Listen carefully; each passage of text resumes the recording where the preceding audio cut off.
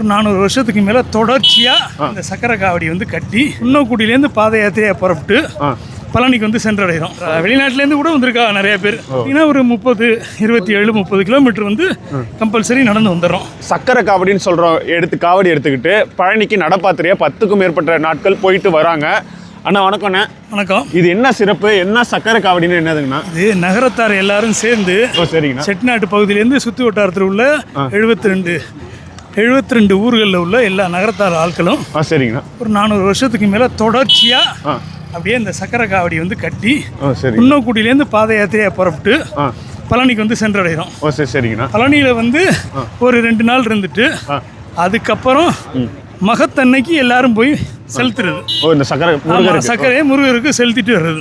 சரிங்கண்ணா. செலுத்திட்டு வந்ததுக்கப்புறம் அதை பஞ்சாமிர்தமா திருப்பி இதே மாதிரி முத்திரையா கட்டி கொண்டாந்துருது. போகையில முத்திரை கட்டிட்டு போவோம், வரையில அதை பஞ்சாமிர்தமா இதே செம்பில் வச்சு பிரசாத காவடியா எடுத்துட்டு வருது. திருப்பி வரையிலையுமே இதே போல நடந்தே வர்றது. நடந்தேதான். ஆமா, நடந்தே வருது. இந்த கால மிகப்பெரிய சிறப்பு அது. அதனால முடிஞ்ச வரைக்கும் எல்லாரும் வருவாங்க. ஒரு சிலவங்க வேலைப்பொருள் காரணமா இன்னொருத்தர் எடுக்க சொல்லிட்டு குன்னக்குடியில வந்து அவங்க அதை அப்படியே வாங்கிக்கிறது. ஆனா இந்த காலத்துல எல்லாருக்கும் நிறைய வேலை இருக்கும். 10 நாள் இப்படி நடைப்பயணமா போறதுக்கு அந்த அளவுக்கு என்ன முருகர் மேல உள்ள ஈடுபாடு எங்களுடைய குடும்பத்தை எல்லாத்துக்குமே வந்து, அதாவது விருப்பம் உள்ள குலதெய்வமா முருகன் வந்து பழனியாண்டவர் வந்து எல்லாருமே போட்டுரும்.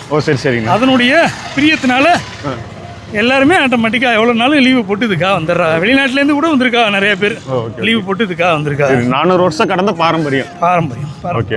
ஒரு நாளைக்கு எத்தனை கிலோமீட்டர் எத்தனை? குறைஞ்சபட்சம் பார்த்தீங்கன்னா ஒரு 27-30 கிலோமீட்டர் வந்து கம்பல்சரி நடந்து வந்துடுறோம்.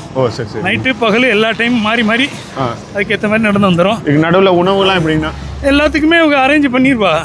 நகரத்தார் பெருமக்கள் வந்து எல்லா இடத்துலையும் அரேஞ்ச் பண்ணா. இரவு பார்த்தீங்கன்னா டெய்லி பூசை போடுறாங்க. அதை பூசையில் இந்த காவடிக்கார எல்லாரும் அதை எடுத்துக்கிறது. அது ரொம்ப சக்தி வாய்ந்தது அது.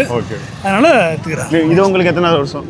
எனக்கு 23வது வருஷம். 23 வருஷம். ரொம்ப நன்றி.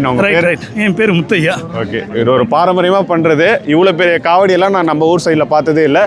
ரொம்ப புதுசாக இருக்குது. வீடியோ பார்த்தா எல்லாரும் முருகான்னு கமெண்ட் பண்ணி விடுங்க.